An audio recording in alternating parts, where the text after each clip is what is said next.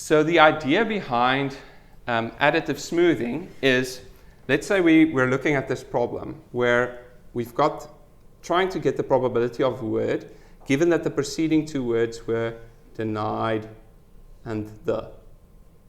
Okay? And let's say there's some probability on denied the allegations, denied the speculation, denied the rumors, denied the report. But there's no probability on denied the offer, denied the loan, denied the dog. That doesn't make sense, okay? But there's zero probability on that. The idea behind additive smoothing techniques is that what we're going to do is we're going to take some of the probability mass that were assigned to allegations. We're going to remove it. We're going to steal it, okay? Take some, just a little bit, not everything, just a wee bit. Take some of the mass from rumors, some of the mass from report. And then what we're going to do is we're going to take the mass that we stole and we're going to redistribute it to things that we've never seen. So we're going to put just a little bit of mass here, and a little bit of mass here, and a little bit of mass here.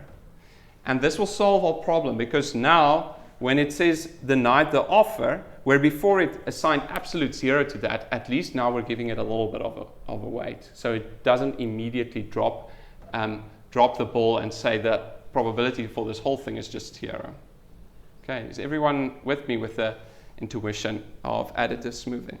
And there's several different approaches that we can use for smoothing, and we're going to look at 3 or 4 or a few. Okay, we're going to look at a few of them. Okay. So the first smoothing approach, very simple, quite robust, is add one smoothing. Okay? And in this case, what we're going to do is we're just going to pretend that all words actually occur at least once. Let's first just look at what we normally did with bigram models. And I should say everything that I do here with bigrams or trigrams, you can extend to higher order models as well. Okay? So before, what we did was when we just did maximum likelihood estimation just based on the counts, you would just count how often do these two words occur together given that you've got this preceding word. Okay? And I would just count up, okay? And then divide by the preceding word. Okay? And the problem with this is if you've never seen the offer here, then the offer has a zero count, then this would get a zero probability, and you would just assign a zero probability to that. Okay. Now the idea behind add one smoothing is that what we're going to do is we're just going to add here in the numerator, we're just going to add a +1. Okay. You just do that. Okay. So now if you've got the offer here, then even though this is 0, now you have at least a +1 there at the top, and you've got a little bit of probability on the offer. Okay. This is slightly dangerous because now we're screwing up probabilities, okay, which is bad, right? You can't just willy-nilly go and add stuff at the top because now things don't normalize anymore and your probabilities are basically not valid. So you can go and convince yourself of this a little bit, but what you need to do is you need to add something in the denominator. And specifically what you need to do is you need to add this thing, which is the number of word types in your vocabulary. So I use this squiggly V, which is the set of words, okay? So these are the unique word classes in my language, and then this is the size of that set, okay? So basically, how many distinct word types do you have in your language?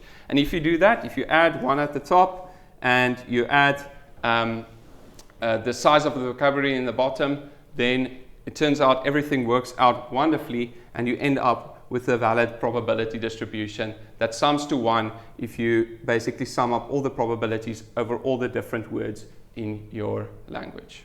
Okay, you can go and convince yourself of that. I encourage you to do the little exercise to make sure that that's actually what happens. Is everyone happy? Okay, so we just hacked the problem by just being engineers and just smashing a +1 at the top and dividing by a plus vocabulary size at the bottom. Turns out engineers are sometimes useful. So let's just very, very quickly do an example, which will also illustrate a problem with add one smoothing. So we've got a data set, the Berkeley Restaurant Project, which is actually a data set, and it's mentioned several times in Jarofsky and Martin. Okay, and we've got the following counts. The word want on its own occurs 9 to 7. Okay, well, the unigram count of want is 9 to 7. The word to being preceded with want is 608. Okay, and the sequence want never occurs. Okay, and we've got a vocabulary of this size. If we just had a data set like this and want never occurs, let's quickly fill this in. What would be the maximum likelihood estimation of want given that want preceded it? 0. That's exactly right. Okay? 0, right? We can write it out a little bit more completely. Okay? So you would say want following want, there's 0 of them. Out of all the cases where we have the word want. So we've got 97 there, 0. Okay. Now, this is somewhat problematic, right?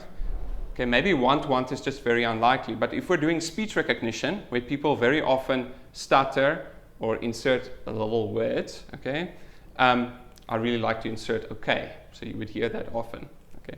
Okay. So I just said okay like 7 times in a row, and it's very unlikely that in a text corpus you would have okay. So you would assign 0 probability to this. If we were doing speech recognition and we had the sequence want, because someone is maybe stuttering or falling over their own words, you would always just immediately assign a 0 probability to that. And we don't want that. We want to assign some mass. Okay. Let's just do the maximum likelihood for 2 want. Okay. So I'm going to count up the number of times that want follows 2, 608, divided by the total number of wants, 927. Okay, so that's the maximum likelihood estimate for 2, given that the preceding word is want. Okay, cool. Everyone happy? Now let's do add one smoothing. Cool. What do I have at the top here? 608 plus 1. Well done. Okay, cool. And then at the bottom there, 927 plus 1446. That's exactly right. And we're adding the 1446 in order for the probabilities to still sum to 1. And that gives us 0.2566. Okay? Want, you can go and work it out. Well, it's 1 divided by 927 plus 1446. And this gives us a value of 0.0004. But at least it's not 0. Okay, so we're not going to mess up completely. Okay, this is add one smoothing. Makes sense? The problem with this is it looks nice, and we've gotten away from the problem of assigning 0 probability if we have an utterance with want in it. At least we're assigning a little bit of probability. But we also messed things up a little bit. Okay, because check what happened to the probability of 1, 2. It went from 0.6559 to 0.2566, which is quite extreme. That's a massive difference between these two probabilities. And actually, we have enough counts so that this thing should be sensible. Okay. What went wrong here? That's exactly right. Okay. The vocabulary is too big. That's maybe one way to phrase it. The point is that you've got this number here at the bottom, which is screwing up your counts because you're adding like the size of your vocabulary there at the bottom. And especially if the count of your vocabulary, it's not the absolute size that's the problem, it's the relative size. So if your vocabulary is the same size as many of your counts, then you start to get to these problems where you're basically, the probabilities drop too much. Putting this a different way, we stole too much from the rich. Okay, so what can we do? Okay, so that brings us to a second smoothing approach. So this is called add alpha smoothing, and it's very similar to add one smoothing. It's just a little bit more subtle. So we're not taking a massive hammer and bashing that into our model. We're like treating things a little bit more carefully, and it's very, very simple. The idea is just that instead of adding 1 to our numerator, we're going to add a small value between 0 and 1.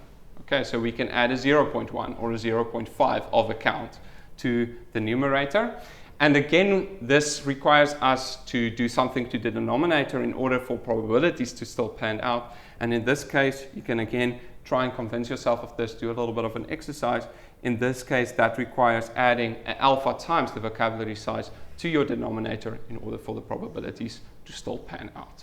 And alpha smoothing, not used like a ton in practice, but it does get away from this kind of very, very, very harsh way of smoothing things. Okay,